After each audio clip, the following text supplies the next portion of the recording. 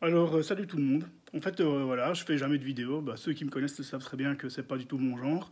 En fait, je voulais juste un peu réagir par rapport à tout ce qui se passe pour le moment, par rapport au Covid-19, avec surtout tout ce qu'on voit sur les réseaux sociaux. Alors, bah, ceux qui me connaissent aussi vous le diront, je suis un révolutionnaire. Ouais, c'est vrai que je suis contre le gouvernement, je suis contre tout ce qui se passe, la manière dont on est géré, la manière dont on est dirigé depuis déjà des années. Ça fait déjà bien un bon moment que je suis contre tout ce système, que je ne vote plus, rien du tout, que j'ai créé justement un site internet, une page Facebook, pardon, pour que la Belgique se réveille et reprenne les rênes de son destin, pour justement dénoncer tout ce qui se passe depuis des années chez nous. Alors, j'aimerais juste que les gens puissent faire la différence au jour d'aujourd'hui, dans la situation dans laquelle on se trouve, entre la révolution et les théories de conspiration. Les complotistes, bah, personnellement, j'ai rien contre personne. Chacun pense ce qu'il veut. Chacun a le droit d'avoir son opinion. Moi, je pense, pour ma part, que effectivement, il y a un système de manipulation de masse depuis des années. D'ailleurs, c'est pour ça que nos élus sont toujours au pouvoir. À partir du moment où on se trouve dans un pays où le droit de vote est obligatoire, pour moi, bah, il y a déjà allez, c'est un oxymore dans toute sa splendeur. Ça ne devrait pas arriver. D'ailleurs, ça n'existe pas. Un droit obligatoire, pour moi, ça ne va pas de pair. Il y a autre chose. Quand je parle de manipulation, je veux dire, par rapport au Covid, tout ce qu'on entend ici, donc, comme quoi c'est un virus qui a été créé par l'homme, euh, par les gouvernements, pour justement, à la base, peut-être euh, régler ce problème de démographie qu'on a. On l'a implanté en Chine. Il y a eu les mêmes théories de toute manière et les mêmes preuves qui ont été fournies par rapport au VIH en Afrique il y a quelques années. Euh, J'entends beaucoup de gens qui disent oui, justement, faut pas être alarmiste, c'est rien comparé à la grippe espagnole.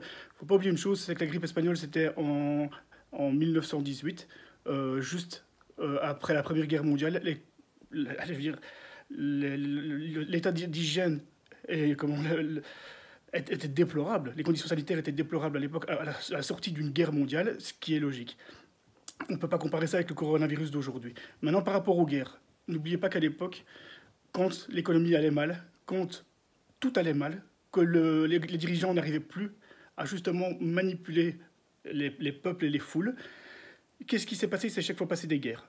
Les guerres, ça résout tout. Ça fait non seulement ça diminue la démographie, ça règle le problème de surpopulation et ça relance les économies à tous les niveaux. Et c'est toujours les plus riches qui s'en sortent. Et d'ailleurs, c'est les plus riches qui ont profité de la guerre. Et ça, c'est pas une théorie, c'est des faits concrets. Ici, c'est ce qui se passe avec le coronavirus, bien certainement. Moi, je suis certain que c'est une sorte de guerre. C'est une guerre, peut-être pas bactériologique au sens propre du terme, mais c'est une guerre pour justement euh, dont les dirigeants se servent pour nous faire peur. Et alors, la peur, c'est la pire arme. La peur, ça divise. La peur, ça engendre la violence, ça engendre toute une série de choses qui peuvent servir justement au gouvernement et aux gens qui nous dirigent. La manipulation ne peut pas se faire si quelqu'un a confiance. Donc on n'est pas manipulé. Si on a confiance en notre gouvernement, il ne peut pas nous manipuler puisqu'on a confiance en eux, on les laisse faire. Moi, ce que je pense, c'est qu'ici, vous allez voir, ils sont en train de mettre toutes des mesures restrictives. Ils sont en train de ils vont créer des nouvelles lois, des nouvelles restrictions, pardon, qu'on va accepter de notre plein gré, étant donné qu'on a peur. On a peur que le virus se propage, on a peur de mourir, on a peur que ça dégénère. Donc on va accepter ces mesures dites exceptionnelles. Mais n'oubliez pas, c'est que à la sortie de ce fameux virus, ces mesures-là, elles seront toujours en vigueur. On ne va pas nous les enlever.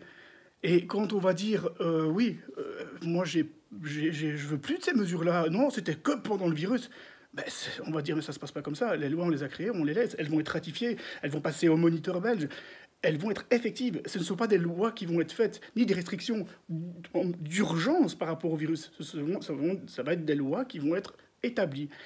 C'est une manière de nous asservir, une manière de nous manipuler effectivement. Maintenant, il ne faut pas oublier une chose, c'est que ce que le gouvernement fait, et qui est effectif, et je pense que c'est le cas, les complotistes, les gens qui vous font peur sur Internet, c'est exactement la même chose. Eux veulent une révolution extrême. Ils veulent qu'on fasse tomber les gouvernements, que l'économie mondiale chute totalement. C'est leur droit, et c'est peut-être pas forcément une mauvaise chose, mais ils utilisent aussi la peur.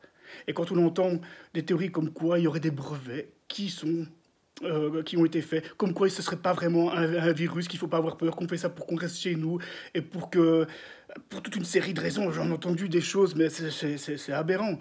Les fameuses théories pour les magasins, justement, que c'est la catastrophe. Tout le monde est en train de se dire que les gens pillent les magasins parce qu'ils ont peur. Alors effectivement, la plupart des gens ont peur d'un confinement, d'un lockdown total. On nous a bien prévenu depuis le début qu'il y aurait de l'approvisionnement. N'oubliez pas une chose, c'est que si on ne sait plus nous-mêmes aller au magasin, c'est l'armée et la défense nationale qui a l'obligation de venir fournir le peuple en nourriture et en vivres et en matériaux de première nécessité. Donc ça ne sert à rien de paniquer. Mais ce que vous avez l'air d'oublier, c'est que la majorité des gens qui vont piller ces fameux rayons, c'est tout aussi des petits commerçants qui ont des commerces de proximité et qui vont revendre 20 euros pour leurs 2 paquets de pâtes et qui vont vendre le papier toilette à prix d'or en jouant sur justement une pénurie et sur la peur des gens. Ce sont des profiteurs aussi. La peur vous gère. La peur est en train de gérer le peuple. La peur est en train d'attiser les théories, les thèses, les complots. Comme je vous l'ai dit, depuis que le monde est monde, que ce soit au niveau d'Ebola, que ce soit au niveau du VIH, des grippes, de n'importe quel virus qui a été créé, on a toujours crié à la théorie. Une preuve, on peut vous l'apporter comme on veut. Regardez, avec même le 11 septembre, il y en a qui croient à la thèse de l'attentat, et il y en a qui croient à la thèse du complot des États-Unis, d'Israël, et j'en passe et des meilleurs. Des preuves, on peut en fabriquer. N'oubliez pas que dès qu'on peut apporter un élément de doute à quelqu'un, il va en faire une réalité. Il peut en faire une réalité, et à son tour, essayer de faire croire que sa réalité est la réalité universelle. Ne vous laissez pas manipuler. Faites vos propres choix. Pensez à vous, pensez à vos proches. Le confinement, il faut le faire, pour moi, parce que le virus, il est bel et bien présent. Il n'y a pas un médecin avec un parapluie qui pique les gens dans le dos pour leur inoculer un virus mortel ou une dose létale pour qu'ils meurent. Les gens meurent d'un virus au jour d'aujourd'hui, c'est bien clair. Quand on nous dit que la Chine est guérie, que la Corée a réussi à se sortir, ce n'est pas vrai. Vérifiez, ça c'est facilement vérifiable. Il y a des applications, il y a des sites internet où l'évolution du Covid-19 est en temps réel donnée. Il y a le Covid-19 en Russie, il y a en Afrique, en Chine, il n'est pas éradiqué, il est toujours là. Alors les défenses immunitaires vont se faire, les gens vont s'immuniser automatiquement et naturellement. Les enfants futurs seront automatiquement immunisés, mais c'est un virus, il n'y aura jamais de vaccin. Un vaccin contre un virus, ça n'existe pas. Sinon, ça fait bien longtemps que les gens ne mourraient plus de la grippe, et soi-disant, leur vaccin contre la grippe qu'on fait depuis des années pour faire du fric, il serait totalement efficace depuis le nombre d'années que la grippe est avérée en Europe. Donc, tout ça pour vous dire, ne faites pas de la réalité des uns votre propre réalité. Faites vos propres choix. Et regardez, informez-vous. Posez des questions autour de vous. Sur ce, moi je vous souhaite que du bien. J'espère que tout va s'arranger forcément parce que j'ai une famille, j'ai des proches et j'y tiens. Pour plus tard, on verra bien. Tout ce qui est révolution, les gilets jaunes, c'était bien commencé. On va peut-être dire que c'est aussi une conspiration pour que les gilets jaunes ça cesse. Mais les gilets jaunes, c'était pas énorme. C'était, je veux dire, localisé. C'était en Europe et encore, Europe, c'était la France et un petit peu la Belgique. Le monde en a rien à foutre des gilets jaunes. C'est nos gouvernements à nous qu'il faut changer.